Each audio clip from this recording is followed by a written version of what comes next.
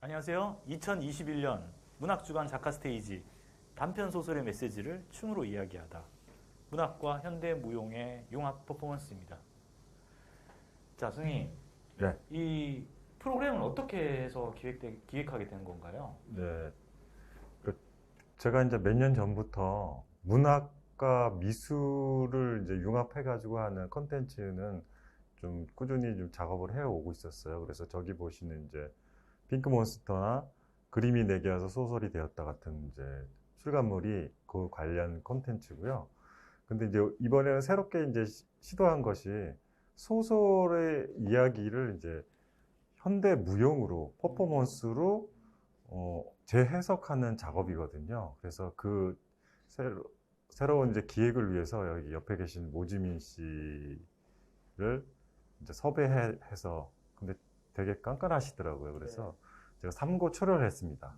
원래는 저희 집하고 가까운 데 사셨는데 저쪽에 큰 아파트를 사셔가지고 장흥으로 이사를 가셨어요. 그래서 거기까지 찾아가고 한 3번 찾아가니까 이제 근데 도대체 뭘 하려고 그래. 그러니까 저번에 쓴 단편 소설이 있잖아요. 근데 그거를 가지고 재해석해서 공연을 한번 해주세요. 현대무용. 그래서 기획을 하게 됐고요.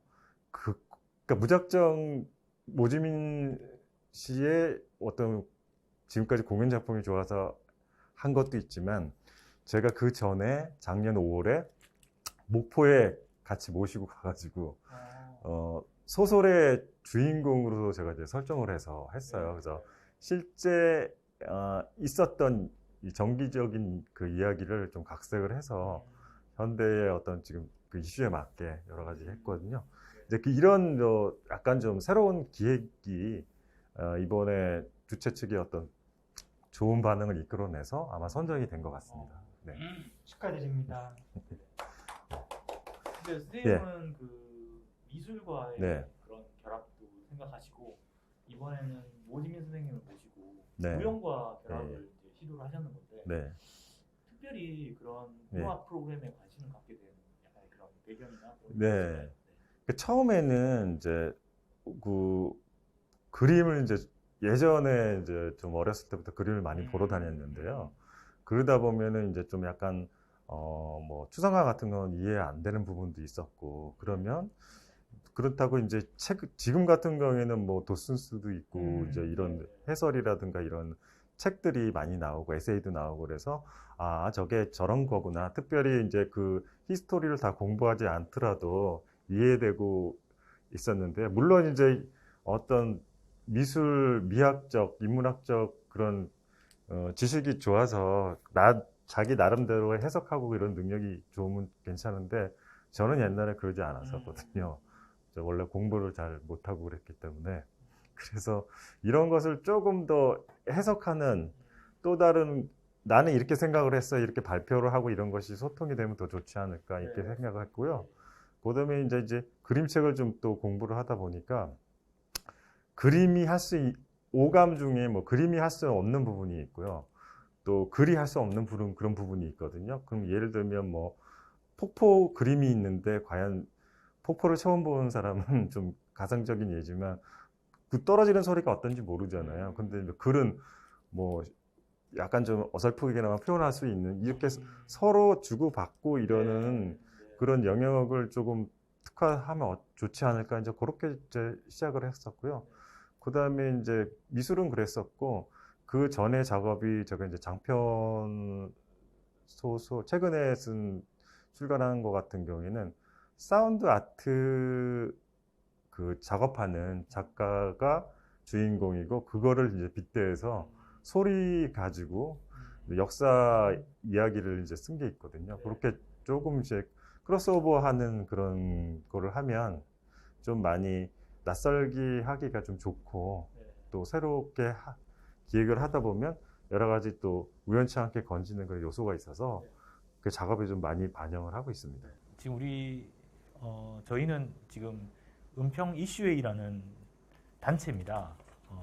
저희를 먼저 설명을 좀 하고 넘어갈게요. 저희는 은평구 지역 기반의 예술가들이 모여 지역의 문화예술 발전을 도모하고 그런 이슈화된 모티브로 창작을 하는 단체이고 저희가 지금 그 같이 함께한 작가들이 다 은평 이슈의 작가분들이십니다. 또 뭐 우연치 않게 이제 모지민 씨 같은 경우는 이제 현대무용이지만 사회를 보시는 생태미술가 김영관 씨도 미술이고 또 옆에 계시는 김영애 선생님은 또 공예가시고 또 그 옆에 계시는 이재용 선생님은 현대미술 쪽에서도 이제 사진 위주로 작업을 하시는 분이세요. 그래서 이게 이제 아까도 말씀드렸지만 문학을 현대무용으로 재해석하는 것도 있지만 이 진행하시고 독자 입장에서 또 말씀해 주시는 분들이 전부 미술가들이세요. 그런 의미도 굉장히 좀 크거든요. 예, 그래서 일반 이런 프로그램에서 뭐 문학 비평가나 그다음에 고급 독자분이나 뭐 이런 분들이 많이 얘기를 하거나 아니면 소설이다 그러면 소설가끼리 얘기를 하거나 이런 좀 많은데 저희 이 프로그램에서 뭐 지금 이슈를 다루는 분들은 타 예술 장르에 그것도 좀 미술 쪽에 그래서 좀 얘기가 더 재밌고 낯설게 나오지 않을까 기대됩니다. 네. 지금 저희가 지금 은평 이슈의 회원들이고 또 각자의 역할들이 다 있고 또 각자 하는 파트가 조금씩 다르긴 한데요. 그래서 지금 이번에 함께 하게 된 같이 출연하시고 또 같이 우리 참여하시는 분들 소개를 할 건데 지금 얘기하실 때 각자 전공만 얘기하지 마시고 지금 문학 쪽에서 같이 어떤 식으로 생각을 하시는지에 대한 의견도 조금씩 얘기해 주시면서 소개를 해주시면 감사하겠습니다. 자, 우선 선생님부터 먼저 소개를 좀 해주시죠. 예. 저는 이제 소설가고요. 예, 그래도 뭐 특징이 있다면 저는 이제 항상 생각하는 게 편견과 고정관념이 좀 사라졌으면 좋겠다. 이런 거를 좀 항상 깔고 이야기를 쓰고 많이 고민을 하고 있거든요. 그다음에 모지민 선생님 소개 좀 부탁드리겠습니다. 안녕하세요. 은평구 역촌동 살다 경기도 양주시 장면 일영리로 이사를 간 현대무용가 모지민이고요. 저는 작년에 김juk 선생님이 저를 굳이 목포까지 데려가셔서 그 비싸다는 민어회를 사주시면서 그래서 저를 소재로 그 생선 비린내가 나지 않는 항구라는 단편 소설을 쓰셨고 그래서 오늘은 제가 그 소설을 기반으로 현대무용으로 제 나름대로 이트 있게 해석을 해서 엄청 기대돼요. 예, 공연을 펼칠 예정이고요. 그래서 김juk 선생님과 저는 그리하여 가까워졌다? 네. 가까워졌다가 또 싸워지졌다가 애증의 관계이고 소설로서 우리는 그럼에도 불구하고 뭉쳤다. 아름답게. 예. 여기까지만 말씀드리겠습니다. 저는 은평에서 공방을 하고 있는 김영애이고요. 주로 공예 활동은 바느질을 많이 하고 있습니다. 그래서 뭐 자수를 놓는다든지 섬유 공예 쪽에 그런 작업을 하고 있고요. 저는 원래 10대 때 문학 소녀였어요. 그림책도 하나 추가하셨기 때문에 제가 10대 때 이제 문학 소녀여서 공부를 잘했으면 국문과를 갔을 거예요. 그런데 제가 국문과를 못 가고 시각 디자인을 전공하게 됐는데요. 졸업하자마자 제가 달려간 곳이 출판사였어요. 그래서 제가 출판사에서 한 7년 동안 일을 했고요. 책표지 디자인, 뭐 편집 이런 것들을 했습니다. 그런데 제가 그 출판사에 가게 된 이유는 뭐냐면 평생 저는 책을 한 권 내고 싶다 이런 생각으로 가게 됐는데 7년 동안 지내면서 책을 못 냈어요.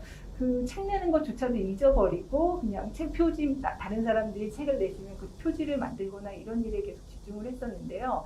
제가 2015년도에 서울문화재단에서 하는 그림책 만들기라는 프로젝트가 있었는데 거기서 이제 그림책을 2권을 만들게 됐어요. 근데 거기서 제일 어려웠던 거는 이야기를 만드는 거였거든요. 그래서 그 이야기를 겨우겨우 만들어서 2권을 했는데 제가 김주욱 선생님을 알고 나서 선생님이 계속 책을 내시는데 너무 부러운 거예요. 그리고 감명도 받았고요. 선생님은 어떻게 이야기를 이렇게 잘 만들어내실까 하고 그래서 존경하고 있습니다. 오, 훌륭한. 준비된. 예, 예.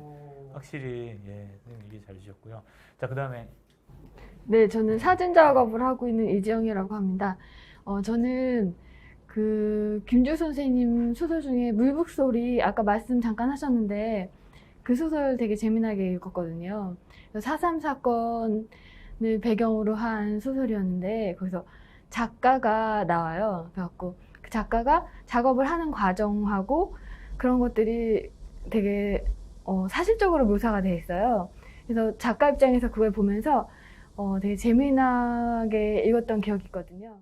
그리고 저는 그 미술을 하는 미술 작가 김영관이라고 합니다. 저는 그 미술의 어떤 쓸모에 대해서 고민을 많이 했었는데 저는 미술이 갖고 있는 힘이 생각보다 크지 않다고 생각을 했었어요. 근데 그 김주욱 선생님이 이렇게 어떤 문학과 미술도 하시고 문학도 지금 이쪽에 이제 활동을 오래 하시면서 이런 새로운 영역에 계속 도전하시는 모습들이 너무나 좋고 그런 여러 가지 감각들을 이제 본인의 어떤 매체에 직접적으로 이제 투영해서 작업으로 풀어내시고 글로 이렇게 매번 이렇게 계속 출간할 수 있는 이 힘이 정말 대단하다고 생각하고요. 네. 이제 지금 저희 영상 화면에는 안 보이지만 저쪽 앞에서 카메라를 들고 직접 찍으시는 감독님이 우리 이 진행을 맡은 은평 이슈회의 대표님이시거든요. 대표님 이제 목소리를 한번 인사해 주시죠. 예. 자, 이제 소개가 이제 다 끝났는데요. 우선 그 모지민 선생님이 뭐 준비를 많이 하셨다는데 우리 공연을 잠깐 보고 와서 다시 2부 토크를 할까요? 예, 또 공연을 좀 보면 저희가 얘기가 더 깊어지고 더 문학과 현대 무용 지금 이제 제가 기획한 프로그램의 어떤 취지나 이런 것을 더 활력 있게 얘기할 수 있을 것 같고요. 그 전에 주최 측에서 뭐 한번 멘트를 꼭 집어넣으라는 게 있어서 그래서 제가 한번 읽겠습니다. 읽고 공연을 밖에 무대가 마련되어 있는데요. 거기서 보고 다시 들어오겠습니다. 2021 문학조각 작가 스테이지는 한국문화예술위원회가 주최하고 그 다음에 그 문화체육관광부가 후원하는 그 문학주간 사업의 일환이고요. 결국 이제 목적은 문학인과 독자가 소통하고 공유하는 문학 축제의 장을 담아내는 사업입니다. 그 다음에 또 한 가지 그 초상권을 꼭 동의를 받으라고 말씀하셨어요. 그래서 이제 오늘 이게 참석하신 거는 암묵적으로 다 동의를 하신 거고요. 또 마스크를 쓰고 하고 있기 때문에 예. 이제 이게 아마 모지민 씨 때문에 나중에 이게 그 SNS에 많이 올려질 거거든요. 그 조회수가 엄청 날 것 같아요. 워낙 유명하신 분이기 때문에. 네. 그러면 저희는 모지민 씨의 퍼포먼스 공연을 보고 다시 와서 얘기를 진행하겠습니다.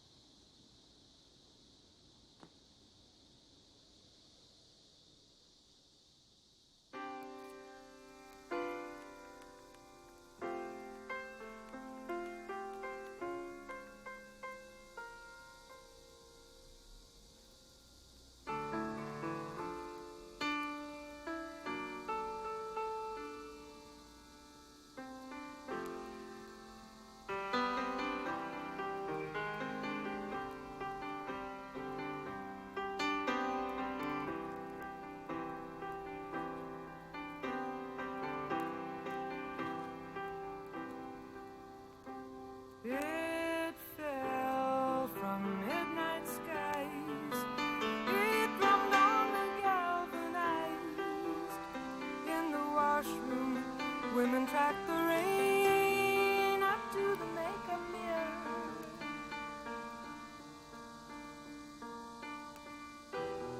Liquid soap and grass and jungle gardenia crash on pine sol and beer.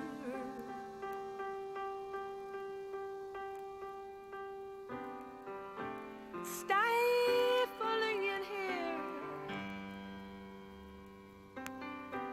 Gotta get some air. I'm going outside to get some air.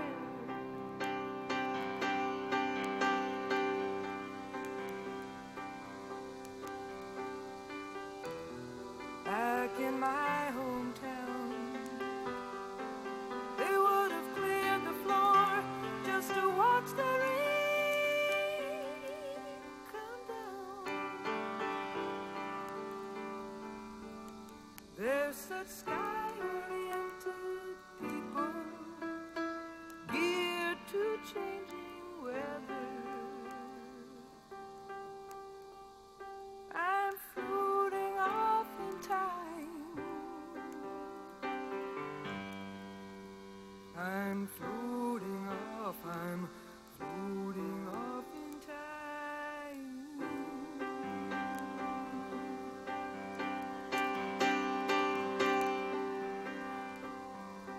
When I was 3 feet tall and wide-eyed open to it all, with their tasseled teams they came to McGee's General Store. All in their beaded leathers, I would tie on colored feathers, and I'd beat the drum like war.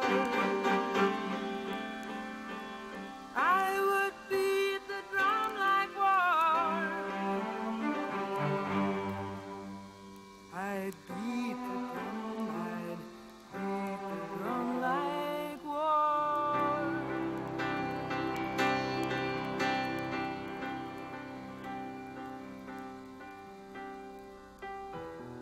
But when the church got through,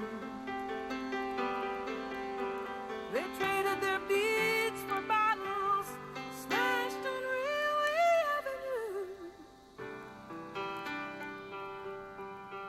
And they cut off their braids and lost some link with nature. I'm floating into dreams. I'm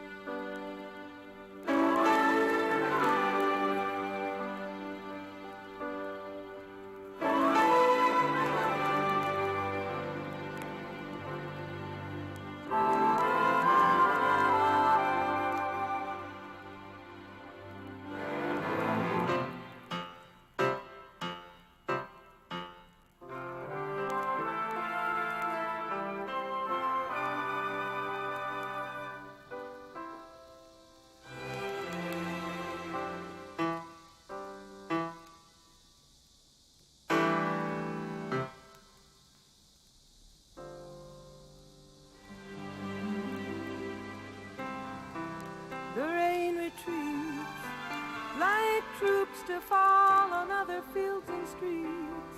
Meanwhile, they're sweet talking and name calling and brawling on the fringes of the floor.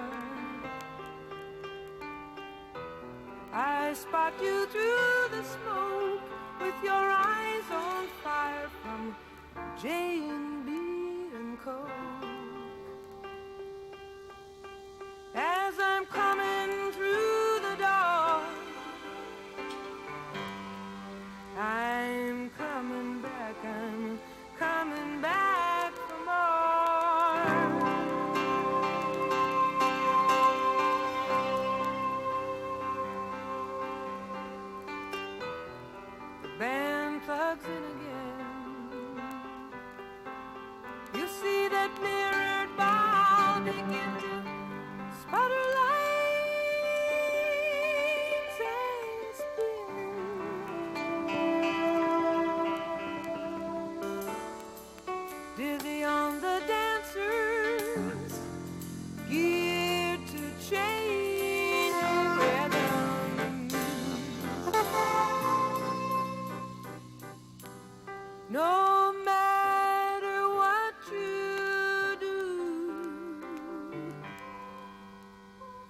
I'm floating back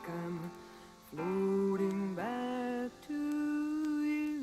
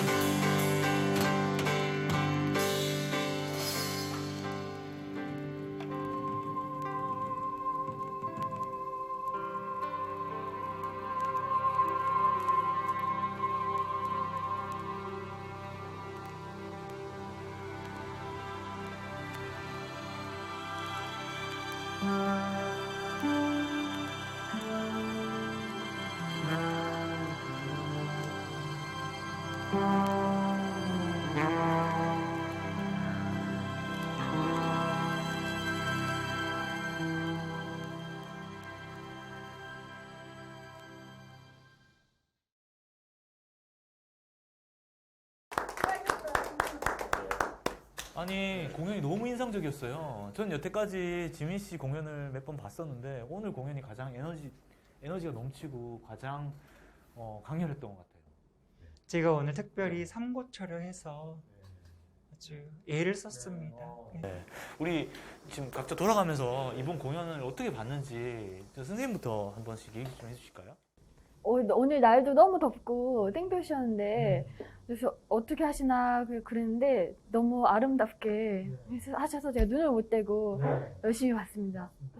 근데 저도 선생님이 손을 이렇게 뻗으시는데 이쪽 근육들이 너무 멋있어가지고요. 제가 눈을 떼지 못하고 바라봤습니다. 아유, 감사합니다. 선생님 어떻게 보셨어요? 네. 저는 이제 여러 가지 요소들이 막 파노라마처럼 막 다가와서 막 이렇게 갑자기 이제 울컥할 정도로 감정이 이렇게 올라왔는데요.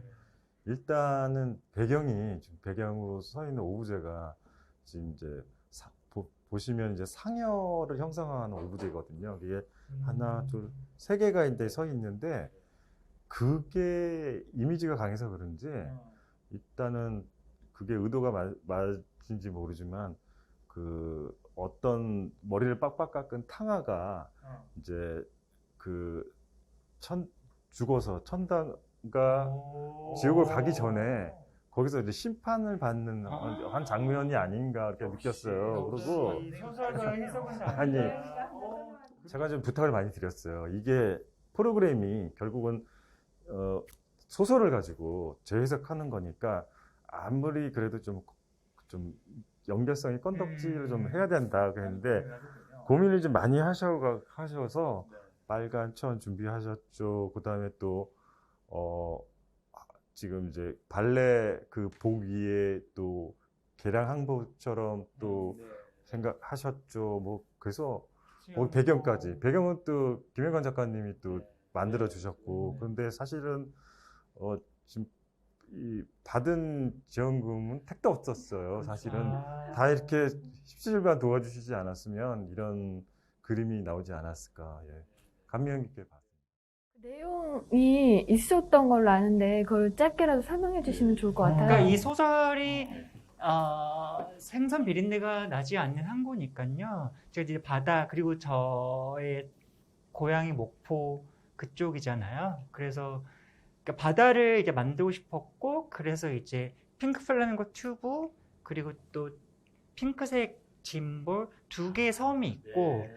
거기 섬에서 섬으로 이제 제가 건너는 건데, 그 건너는 다리가 그 노와 그 주방에서 쓰는 도마가 있고, 그 도마 위에서 이제 하염없이 그 물길질 그 제 정체성 이제 발레 토슈를 신고 발레를 하면서 그 노의 그 아주 얇은 그 다리를 힘겹게 건너 애써서 이제 그 짐볼이라는 섬으로 가는 거고, 그리고 노래는 조니 미첼의 파프리카 플레인인데, 파프리카 플레인은 있다는 가정하에, 그리고 김영관 그 작가님이 이렇게 지어주신 엄청난 그 뒤에 그 그게 뭐죠? 그 뒤에 있는 그게 이제 상여를 음. 빙자한 빙자하지 상여를 형상화한 오브제.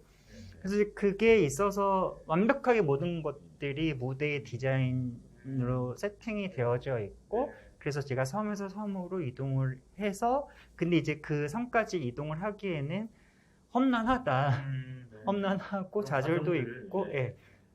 그런 다음에 그 빨강 천이 이제 그 바다라고 생각을 하고, 거기 위에 이제 물감, 그 페인트, 예. 그래서 하염없이 뭐 뿌리고, 그리고 그 마지막에는 그 노를 가지고 이제 위트 있게 이렇게 좀 막춤, 그런 식으로 이렇게 추다가 난리를 치다가, 제가 또 집에서 가져온 생뚱맞은 그 베개 있잖아요. 베개에서, 그래서 섬에서 섬으로 건너다가 너무 이제 험난하고 지쳐가지고 이래저래 지쳐서 거의 이제 자는, 그래서 휴식을 취한다, 그런. 그러니까 뒤에는 그 아름다운 파프리카 플레인 김영관 작가의 그 오브제가 있고, 그래서 이렇게 다 마무리를 하고 휴식을 취한다, 그런 내용의, 예. 재밌게 잘 봤습니다. 그래서 그 안에서 이제 의상을 몇 번을 또 체인지를 하고, 또 생뚱맞게 수영복이랑 바다니까 이제 수영모도 쓰고, 그런 좀 재미있게. 예. 네, 그 수영모는 예전에는 있었는데 요즘은 구하기 힘든 수영모 그- 아닐까요? 그쪽 그 수영모는 그래서 해외에서 다 이렇게 바잉을 해가지고. 일일이 그 이런 공연을 하실 때마다 실제로 막 다 소품들 제작도 하시고. 그쵸. 아까 처음에 네. 등장할 때 그 관도 그 쪽돌이에 네. 또 다른 관, 총 3개의 관이, 연결시킨 거군요. 그래서 그걸 다 하나하나 실로 꼬매서 고정을 시킨 거고요. 그게 이제 고정이 안 되니까.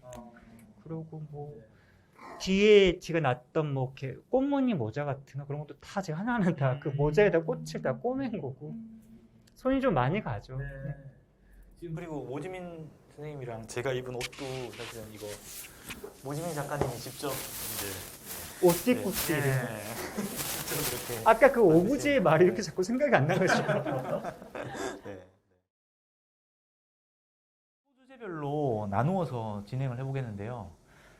자, 이지영 선생님부터.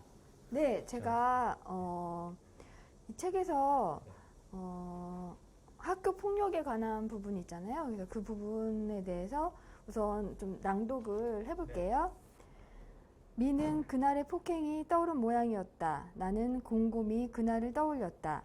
민을 보호하려고 민을 덮쳤고 패거리들은 나를 짓밟았다. 민도 맞긴 맞았지만 코피가 터지는 바람에 패거리의 주먹질이 멈췄다. 결국 흠씬 두 줄 맞은 것은 나였다. 나는 그날을 생각하기도 싫었다. 민이 주먹을 쥐고 나를 노려봤다. 빗물이 우산 안쪽 봉제선을 타고 흘러내렸다.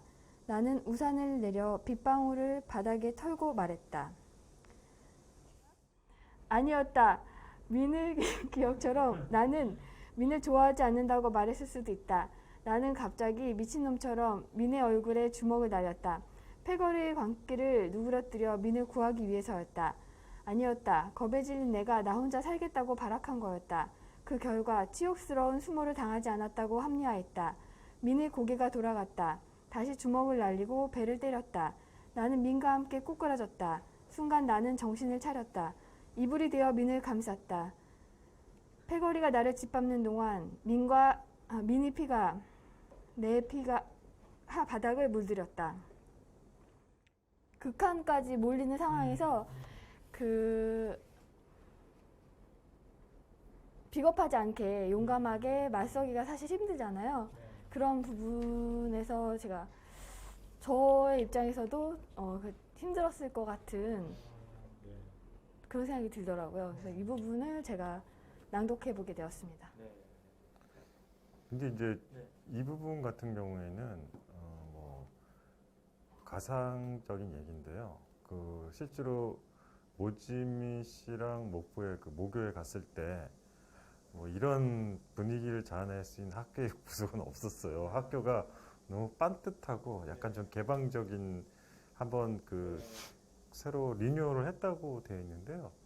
그렇게 되어 있는데 없었는데 이제 이야기를 좀 만들어가기 위해서 이제 집어넣었던 거는 물론 이제 폭력이라는 게 뭐 국가가 국민한테 하는 폭력, 시스템의 폭력도 있고 뭐 동등한 친구끼리 폭력도 많은데 이제 여기서는 아까 이지영 선생님 말씀하셨듯이 극한 상황이 왔을 때 뭐 내가 과연 평소에 생각하던 신념을 지킬 수 있을까 그런 게 굉장히 미지수거든요.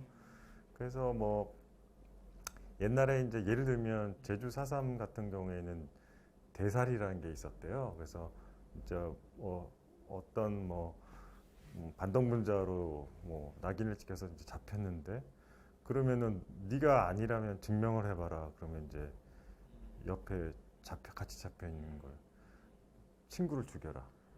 그러니까 너는 저기 아니니까 그러면 좀 극한 예지만 어떡할까. 그래서 그런 장면이고요. 근데 이제 여기서 이제 제가 하고 싶었던 얘기는 기억의 재구성이에요. 그래서 사람들은 실제로 벌어진 것은 그게 아닌데 세월이 좀 흐를수록 자기 합리화하게 되거든요. 그래서 이제 이 스토리 저기는 결국은 그 패거리들의 폭력에 나는 맞서지 못하고 친구도 저버리고 나만 살겠다고. 그러니까 거꾸로 어떤 그러니까 분위기를 바꿀 수 있는 자기는 묘책이라고 생각했는데 거기서 이제 그 화자인 주인공이 그 민을 갑자기 더 막 폭행을 하는 거죠. 그러면 패거리들의 그 폭력성이 그걸로 해소돼서 좀 수그러들을까봐 그 장면이에요. 그래서 살면서 그런 경우 겪지 않은 게 제일 좋은데 혹시 그런 맞닥뜨리면 그렇죠. 어떻게 할 수 있을까 그런 그렇죠. 생각. 예. 우리도 짧게는 어떻게 살아오면서 여러 가지 그런 사건들을 많이 경험하게 되는데 그런 약자나 소수자에 대한 편견이나 폭력들을 많이 간접적으로나 직접적으로 경험하게 되죠. 근데 모지미 선생님은 한예종 다닐 때 어떤 사건이 있었다고 그러는데 한번 그런 얘기 좀 해주실 수 있을까요? 그러니까 실제로 지금 이 고등학교에서 중학교, 초등학교 저는 이제 다 그 학교 폭력 속에서 저는 버텨왔고 살아왔고 근데 저는 이제 지방에서 학교를 다니고 그래서 이제 지방이기 때문에 나에게 벌어지는 일이구나. 그래서 나는 서울로 대학을 입학했을 때 서울에서는 좀 더 안전하겠지 어떤 희망을 가지고 이제 지방에서 서울로 왔죠. 근데 대학교 그러니까 신입생 오리엔테이션 때 제 윗 그 선배가 오리엔테이션 때 거기가 학교가 이제 저희는 그때 공립극장이었는데 제 뺨 흘러갈겨서 제가 진짜 날라갔어요. 정말 저는 정말 영문도 모르고 그냥 맞았고 날라갔고 그러더니 그 선배가 저한테 너 그 여성성 버려. 뭐 이 호모 새끼 어쩌고 저쩌고 하면서 이제 난리가 난 거예요. 그래서 저는 정말 영문도 없이 맞았고 날라갔고 그래서 이제 그때 저의 그 절망은 말로 할 수가 없죠. 그러니까 이거는 죽어야 끝나는구나. 도대체 왜 나에게 이런 일이 계속 벌어지는 것일까? 나는 대체 왜 태어났고 나는 무슨 잘못을 한 것일까? 왜 나는 인간들의 그 폭력의 대상이 되어야 되고 인간으로 태어나서 인간이 인간한테 당하는 그 모욕감을 당한다는 게 그게 얼마나 비참한가. 그래서 저는 지금은 이제 제가 이렇게 성장을 해서 세월이 지났고 그래서 뭐 다 웃고 다 그냥 뭐 아름답게 얘기를 하지만 그 당시에는 너무 힘들었죠. 일종의 그런 구조화된 폭력, 그죠. 폭력이 구조화되고 폭력이 이제 딱 그 발생하기 쉬운 구조 안에 놓인 게 이제 군대라고 생각할 수 있는데, 근데 저는 그 물론 사복을 입는 군대를 나오긴 했지만, 근데 그 안에서도 구조화된 폭력들이 있거든요. 예를 들자면 제가 군대에 있을 때 저는 분명히 그 군대를 이제 제 나이 또래의 군대를 갔고 또 군대를 가서 이제 생활하다 보니까 제가 이제 그 단지 이제 미술을 했다는 이유만으로 이제 건방지다. 아니요 깍새를 했어요. 깍새, 예, 머리를 깎은 깍새를 했는데 그 제 이제 쫄병이 들어왔는데 쫄병 이제 머리를 깎아주는 거죠. 이제 근데 깍새도 이제 어느 정도 실력이 돼야 고참의 머리를 깎을 수 있지. 이제 실력이 안 되는 이제 저 같은 사람이 고참의 머리를 깎을 수 없으니 초반에는 이제 쫄병 머리를 계속 깎으면서 이제 실력을 키우는 거예요. 근데 그 처음에 제가 쫄병의 머리를 깎았는데 그때 제가 깎다가 제가 어설프게 그 귀를 살짝 자른 거예요. 피가 막 계속. 예, 살짝 찝은 거죠. 자른 게 아니라 찝은 건데 그게 이제 피가 이제 귀가 이제 신경이 많이 몰려 있잖아요. 근데 피가 막 엄청나게 흐르는데 지금도 생각나는 게 그 친구가 저보다 나이가 한 살 많은 친구였는데 계속 막 괜찮습니다, 괜찮습니다 하면서 막 눈물 흘렸던 그런 기억이 좀 있어요. 예. 그거는 제가 단지 이제 그 친구보다 나이가 떠나서 고참이란 이유만으로 이제 그런 그 친구한테는 엄청난 큰 상처를 준 기억이 있습니다. 네, 네. 그것도 사실은 네. 폭력의 연장 그 울타리 안에서 그 귀가 찝혔지만 피가 흘리지만 감내해야 됐던 그렇죠, 그렇죠. 입장에서는 폭력을 얘기할 수 있는데 그렇죠. 예. 그 본인이 직접 예, 예. 못 살게 그렸던 적은 없었어요. 저 못 살 게 있었어요. 있는데 그런 얘기를 하셔야 되는 거예요. 군대 네. 강아지가 있었어요. 강아지를 제가 네. 엄청 학대를 많이 했어요. 이게. 대리만족으로요? 예, 네. 진짜. 예. 강아지라면 그 어떤 그 군견? 예, 군견. 네. 엄청 개를 학대하고. 그러니까 인간이 참 그 폭력성이 있어요. 맞아. 그걸 이제 우리가 숨기고 사는 건데 맞아요. 누군가는 그 폭력을 행하고 자, 우리 이제 그 김영애 선생님께서 이제 단편 소설에 등장한 우정에 관해서 좀 얘기해 주시겠습니다. 네. 제가 옆에서 이제 두 분을 평소에 지켜보면 뭐 자꾸 투닥거리고 음. 다투고 그러시는데 네. 그런 부분들이 이제 소설에도 많이 나와요. 그래서 그 부분에 대해서 제가 결말에 다시 만나 하회하는 그 장면을 낭독할게요. 네. 민이 두 팔을 더 벌렸다. 나는 민에게 안겼다. 거센 바람이 불었다. 민과 나는 가볍게 날아올랐다. 민은 나를 안고 바다로 날아갔다. 나는 스토트맨이 된 것 같았다. 등에 와이어를 연결하고 민과 무협 영화를 찍는 기분이었다. 민이 내 귀에 대고 속삭였다. 이제 그만 떨어져 이 새끼야. 네. 친구들이 이제 싸우게 되면 서로 화해를 하게 되잖아요. 그 두 분이 목포 취재 여행을 다녀와서 사이가 벌어졌다고 하는데 요즘은 어떻게 지내시고 계시는지. 네. 그때 이제 그 장면은 실제로 거기가 약간 달동네 비슷한데 또 올라가면 그 목포의 시내가 내려다 보이는 또 이렇게 널따란 바위가 있어요. 거기 무슨 동이죠? 생각 안 나죠?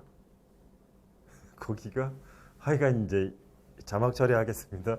그 동네가 있는데 거기에 올라서 있으면 되게 어떤 마치 팔을 벌리면 날아갈 것 같아요. 그렇게 풍광이 일단 쫙 펼쳐지고. 근데 이제 목포 하면 저도 가기 전에는 목포가 그 남쪽에 최남단인 줄 알았어요. 그게 아니라 목포는 이제 이게 만처럼 들어와 있는 항구거든요.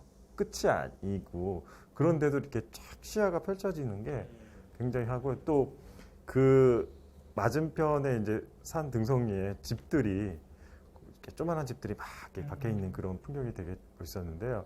그게 이제 엔딩 장면인데 그 일단은 그때 갔을 때도 이제 코로나가 한참 그 시기라서 이제 KTX를 타고 가는데 이제 한 자리씩만 이제 앉는 거예요. 그래서 저는 그런 걸 모르고 표를 예매하라 그랬는데 나랑 같이 앉기 싫어가지고 다 떨어져 앉았구나 이제 이런 생각을 하다가 감히 생각하니까 코로나더라고요. 그래서 가서 이제 했는데 갔다 와서는 좀 사이가 좀 안 좋았어요. 뭐 여러 가지 이유가 있어가지고 그런데 나중에 예. 김영관 작가님이 이제 이 술자리를 마련해 주셔가지고 거기서 이제 속에 있던 말을 다 하고 그래서 좀 풀었죠. 예. 자, 우리가 이제 각자 이제 화해하는 방식이 있을 건데 각자 어떻게 화해하는지에 대한 얘기를 조금 해볼까요? 선생님부터 어떻게 화해? 저는 예전에 네. 술을 먹을 때는 술 잘 마실 때는 술 마시면서 화해를 했는데요. 예, 근데 요즘에는 이제 술을 안 먹기 때문에 그렇게 못 하고 있고요. 얼마 전에 엄마하고 화해를 했어요. 엄마하고 사이가 좀 안 좋아가지고 예, 그래서 뭘로 했냐면 과자 먹으면서 예, 어떤 먹는 먹는 걸로. 거를 예, 네. 먹으면서 이렇게 맞아요. 농담하면서 이렇게 과자도 이제 여러 종류가 있잖아요. 순에 이렇게 씹어먹 아그작한 게 글로 하셨어요? 아니면 쿠키 같은 걸로 하셨어요? 아, 쿠키? 좀 이렇게 은은하게. 또 이지영 선생님도 또 같이 사시는 작가분하고 어떻게 화해를 하는지 그것도 궁금해요. 예. 예. 저는 대화로. 그냥 대화로. 네, 딴 거 필요 저는 없이 예, 마음이 상하면 말로요. 무조건 다 말로서 풉니다. 오. 네. 예. 저 같은 경우는 저는 이게 지금 말로 푸신다 그랬는데 처음에 말로는 풀려요. 처음에는 몇 번은 풀리는데 이게 반복될 수 있잖아요. 사람이 살다 보면. 근데 이게 반복이 되면 그 다음에 말로 푼다는 게 의미가 있나? 이렇게 되는 순간 내가 생각을 달리해야 된다는 생각이 들어요. 그러니까 생각을 아예 바꿔야 된다는 생각이 들기 때문에 이제 생각한 게 저는 여기 이제 뭐 그 평론가가 뭐 하나의 그 테마로 지어 주기도 했지만 사람과 사람 사이에는 이제 아름다운 거리, 이제 간극이 필요하다는 그런 생각을 했어요. 그래서 부부도 제 선배 같은 경우에는 중년이 되면 각방을 써야 된다 이렇게 얘기를 하더라고요. 뭐 굳이 그렇다고 잠자리를 안 하는 것이 아니라 결국 각자의 공간이 필요하다. 예. 그래서 그런 얘기를 하고요. 예, 이렇게 친구의 입장에서도 서로 일단 배려를 하려면 간극이 좀 있어야 될 것 같아요. 그래서 이제 더 연장선상에서 말씀을 드리면 그게 저는 이제 거리두기라고 생각을 했거든요. 그래서 약간 떨어져야 좀 처음부터 끝까지 다 잘 보이잖아요. 그래서 그 거리가 좀 필요하지 않나. 예. 네, 잘 들었습니다. 예, 다음은 부채의식인데요. 이 소설에는 좀 약간 얄미운 캐릭터가 나온답니다. 그래서 제가 이 부분 한번 읽어보겠습니다. 건물주는 관에게 점포들을 다 내보내고 재건축할 거라고 했지만 매각에 더 큰 비중을 두고 있었다. 나는 투자금을 회수하지 못할까 봐 덜컥 겁이 났다. 관에게 아버지가 갑자기 쓰러지셔서 돈이 들어가게 생겼다고 했다. 관은 어렵게 돈을 마련해서 내가 투자했던 돈을 돌려주었다. 돈을 받자 한동안 안도감과 미안함이 교차했다.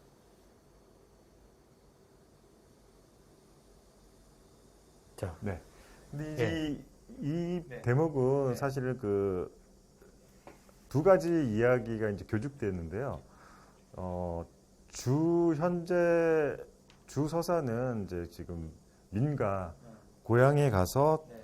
어떤 과거를 더듬는 그런 여정이고요. 또 하나는 계속 간간히 이제 치고 들어오는 이야기가 그 여기 주인공 화자의 주인공은 예전에 이제 그 같이 어떤 갤러리 공간을 하던 선배가 있었어요. 근데 이제 아무래도 개발이 되면서 젠트리피케이션이 일어나면서 이제 쫓겨나게 된 거죠. 그런데 자기가 처음에 할 때 이제 돈을 좀 같이 보태서 했는데 혹시 날릴까봐 걱정이 돼서 이제 아버지가 아파서 돈이 필요하다고 해서 돈을 이제 자기 거를 챙기는 거기에서 계속 이제 마음이 이제 걸려 있는 상태이죠. 근데 이제 제가 이제 여기서 그거를 빗대어서 얘기하려고 그랬던 거는 목포에 갔을 때 서울과 마찬가지로 이제 뭐 젠트리피케이션이 거의 중심가 유적지 근대 유적지를 중심으로 이제 막 진행되는 게 눈에 선하게 보였거든요. 그래서 옛날에 지금 뭐 구도심이죠. 서울 말하면 명동 같은 데가 거의 텅텅 비어가고 있고 저쪽 이제 아파트 잔지가 있는 신도시 쪽에는 뭐 좀 아닌데 그렇게 이제 텅텅 비어가 구멍이 뚫리게 있는 그 광경을 보고 좀 이제 만약에 연결을 좀 시켰고요. 좀 해보겠습니다. 제가 아는 어느 소설가는 5.18 광주 민주화 항쟁 당시 자신은 고향을 떠나 도피했고 친구는 진압군의 죽임을 당해 그에 대한 부채의식으로 작품을 쓴 작가가 있다고 합니다. 오늘 소설의 화자는 선배와 같이 했던 창작 공간이 자본에 의해 강제 집행되는 현실을 모른 채 자기 실리만 챙겼다가 목포에서 민과의 화해를 계기로 다시 선배에게 도움을 주러 가는 장면이 연결되는데요. 각자 세상에 대한 어떤 부채의식이 있는지 좀 얘기해 보려고 하는데요. 저는 제 고향은 경주인데 경주는 사실 제가 어릴 때만 해도 물론 다 그렇겠지만 제가 어릴 때만 해도 경주는 되게 막 사람도 많이 살고 그리고 되게 막 그 거리가 막 되게 흥했던 곳인데 지금 경주를 내려가 보면 경주는 진짜 관광객들만을 위한 도시처럼 변해서 지금 원래 살던 원주민들은 지금 거의 이제 다 저희 또래는 다 서울로 오고 경기도로 다 올라와서 지금 지방은 거의 그런 관광객들을 위한 외부인들이 유입돼서 거기서 사업하시는 분 외에는 원주민들은 크게 다 빠져나가고 다 할아버지 할머니 노령층에 계신 분들만 있어서 그 지역에 약간의 그런 뭐랄까 그 고향이 갖고 있는 그런 그 좀 생각들을 좀 더 거기서 좀 풀어낼 수 있는 것들이 있었을 건데 왜 그런 것들 못하고 고향을 저렇게 버려두고 왔을까라는 그런 생각? 뭐 그런 게 부채의식이랑 부채의식이 좀 있고 지금도 부모님들이 사시니까 또 한 번씩 내려가 보면 그런 것들이 좀 아쉽고 그런 생각이 드는 게 있죠. 예. 저는 집에서 살림하다 보면, 생활하다 보면, 이렇게 계속 플라스틱 쓰레기들이 엄청 많이 나오고, 뭔가 작은 일을 뭐 하나 해도 그 쓰레기들이 막 쌓일 때 엄청난 부채의식을 느끼게 돼요. 맞아요. 네. 진짜 심각한 거죠. 그런 것 같아요. 젠트리피케이션에 대해서 얘기를 좀 해보면 어떨까 싶습니다. 지금 이 소설 속에도 젠트리피케이션에 대한 대목이 있어요. 이제 그걸 이제 김영애 선생님이 좀 이루어주시겠습니다. 가는 갤러리 안에 카페를 만들고 공연을 위한 무대도 만들 계획을 세웠다. 가는 은행 대출까지 받았지만 역부족이었다. 내가 모자란 부분을 투자하면서 갤러리 운영에 참여하게 되었다. 갤러리가 복합문화 공간으로 변신하자 예술가들이 들락거리고 커피를 마시러 오는 주민들도 생겼다. 갤러리는 동네 사랑방 역할을 해왔다. 작은 공연을 했고 바자회를 했다. 수익은 거의 없었으나 에너지가 넘쳐 흘렀다. 갤러리에서 발산하는 에너지가 골목 상권을 살렸다. 4년이 지나자 상권이 더 활성화되었고 임대료가 뛰었다. 그곳에 살거나 그곳에서 활동하며 작업실이나 작은 카페를 열었던 예술인들은 임대료가 싼 곳을 찾아 떠나야만 했다. 이렇게 그런 이 젠트리피케이션에 대한 얘기들은 저는 사실은 그렇게 잘 모르겠지만 여러분들은 특히 잘 아실 것 같은데 네. 네. 그런 거에 대한 일종의 약간 대안 같은 게 있을 수 있을까요? 네. 네. 그래서 저는 이제 뭐 이렇게 작업을 하면 네.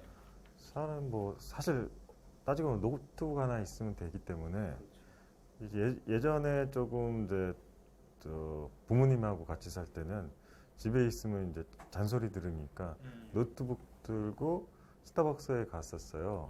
이제 그래서 이제 뭐 그런 공간 측면에서는 약간 좀 이제 피부로 와닿는 게 없는데 주위에서 보면 뭐 좀 이렇게 더 닫고 뭐 좀 하려 그러면 이제 쫓겨나는 거죠. 그러면 다시 리듬이 깨지잖아요. 그런 게 문제인 것.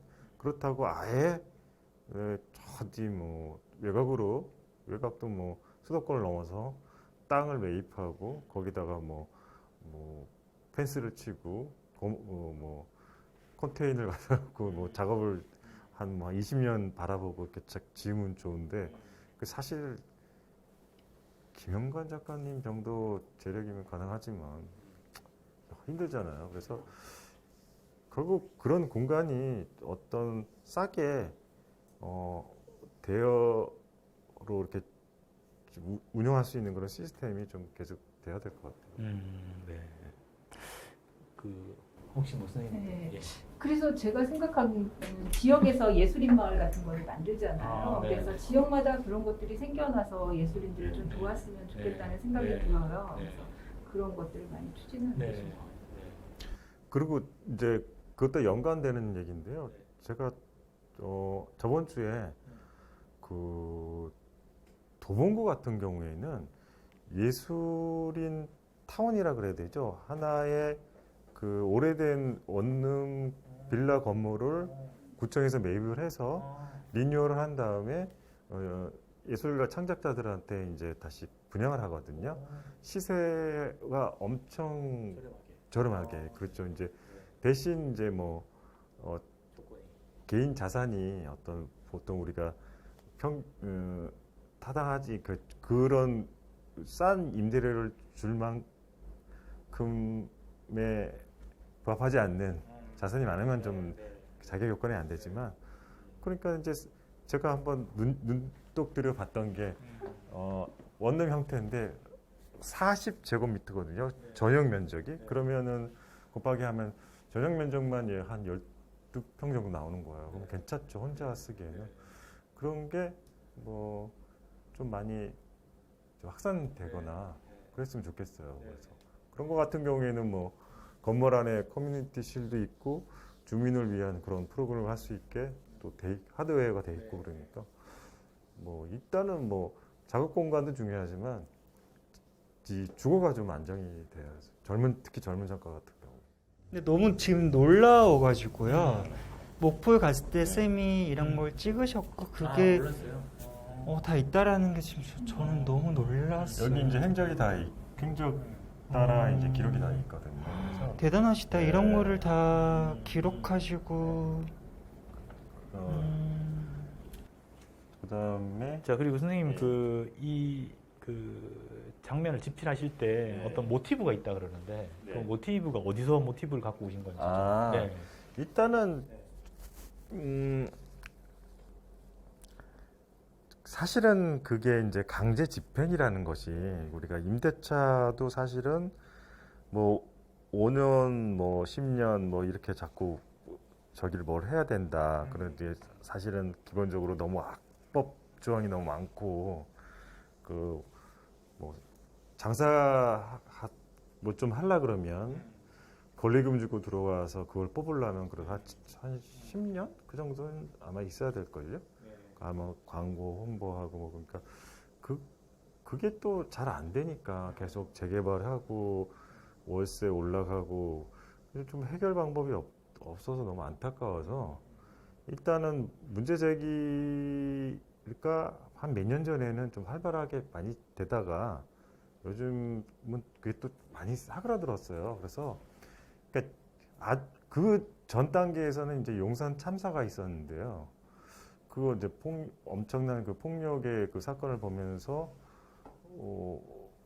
너무 의아했던 그런 지점이 많이 있었는데, 그래서 그런 걸 좀 생각하고 있다가 이번에 좀 엮어냈는데, 특별히 이제 옛날에 좀 이제 그거를 과장되게 조금 표현하고 싶어서, 옛날에 보면 그 제목이 뭐였죠?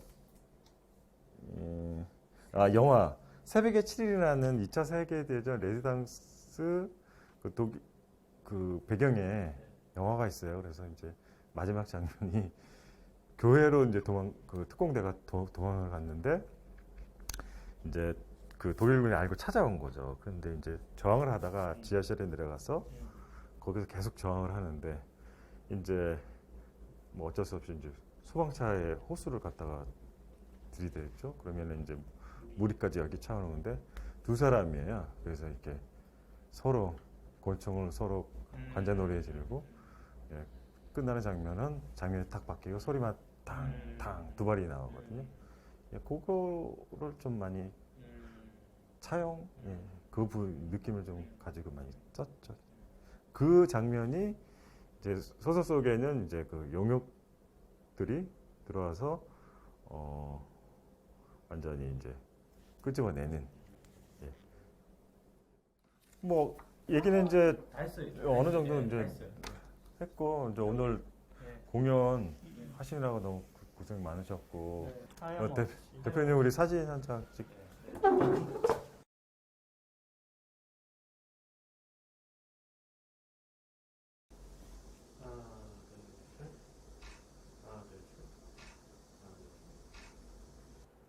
무용 모지민 촬영 옥종호 이상 마치겠습니다. 다시 못해. 이렇게. 2021년 문학주간 작가 스테이지 이상 마치겠습니다.